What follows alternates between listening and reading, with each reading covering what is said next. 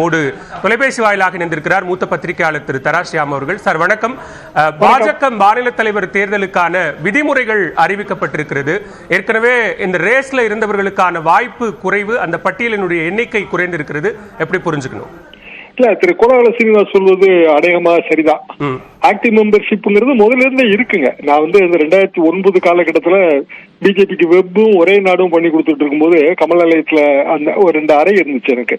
அப்பதான் இலகணேசன் தேர்தல் முடிஞ்சு அவர் மாநில தலைவர் பதவி காலம் முடிஞ்சு பொன்னார் வர்றாரு.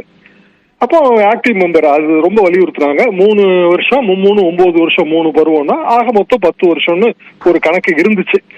ஆனா அது மாநிலத்துக்கு மாநிலம் வித்தியாசப்படும். இப்ப கேரளால பிரசிடென்ட் அவருக்கும் RSS சம்மந்தம் இல்லை. ஆனா கேரளால வளர்ச்சி அடைஞ்சிருச்சுன்னா இதை அமல்படுத்துவாங்க, ஸ்ட்ரிக்டா அமல்படுத்துவாங்க. அப்ப தமிழ்நாட்டுல குறிப்பிடத்தகுந்த வளர்ச்சியை பிஜேபி பெற்றிருக்கிறது என்று RSS நினைக்கிறது. அதுபோல் RSSக்கு 100 வருஷம். 100 வருஷங்கும் போது நூற்றாண்டு விழா கண்ட ஒரு இயக்கம் தங்கள் இயக்கத்திலிருந்து ஒருவர் மாநிலங்கள்ல தலைவராக இருக்கணும்னு விரும்புவது இயற்கை தான்.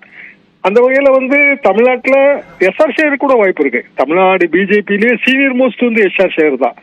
கிட்டத்தட்ட 40 வருஷம் இருக்குங்க. அவருக்கும் வாய்ப்பு இருக்கு. கோயம்புத்தூரை சேர்ந்தவர். இந்த மாதிரியான ஒரு மேஜர் கம்யூனிட்டி எதுவும் அவர் கிடையாதுங்கிறது அவருக்கான அட்வான்டேஜ். பேராசிரியர் ராமசீனிவாசன் அவருக்கும் வாய்ப்பு இருக்கு. பொன்னார் அவர்களுக்கு மீண்டும் மறு வாய்ப்பு தரணும். அப்படி தருவார்களான்னு எனக்கு அது தெரிய வரல.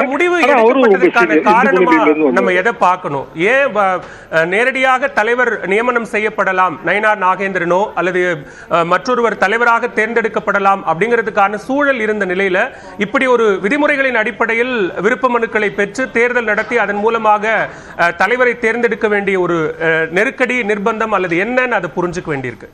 இல்ல, நேரடியான நியமனம் கிடையாது. இப்போ திரு அண்ணாமலை அவர்கள் கூறியது போல 50 பேர் நின்று ஆளுக்கு ஓட்ட கேன்வாஸ் பண்ணி அப்படி சிஸ்டம் கிடையாதுங்க. அவர்களோட விருப்பத்தை தலைமைக்கு தெரிவிப்பாங்க. தலைமை இதே மாதிரி விருப்ப மனு வாங்கும். அதுக்கு பிறகு யாராவது ஒருத்தர கான்சென்சஸ் அடிப்படையில ஏகோபித்த முடிவுல தான் தேர்ந்தெடுப்பாங்க. இதுதான் தேர்தல்னு சொன்னாலுமே பேக்ரவுண்ட்ல எப்போதுமே பிஜேபியில இதுதான் நடக்குது. ஆனால் தலைவர் பதவிக்கான தகுதிகள் என்பதை இந்த முறை பகிரங்கப்படுத்தி இருக்கிறார்கள். அப்படி புரிஞ்சுக்கிடலாம்.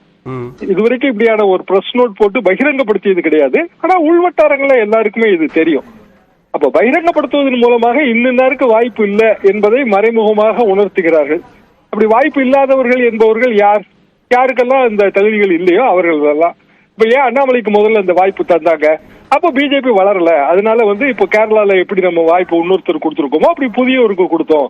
இப்ப பிஜேபி வளர்ந்திருக்கு. அதனால RSS சார்புடைய ஒருவர், அதான் சித்தாந்த ரீதியாக வலிமையாக உள்ளவர்கள், புதிய சித்தாந்தம், RSS சித்தாந்தம், பிஜேபி சித்தாந்தம், அதற்கான புதிய ஓட்டு வங்கி, இப்படிதானே பிஜேபி போயிட்டு இருக்கு.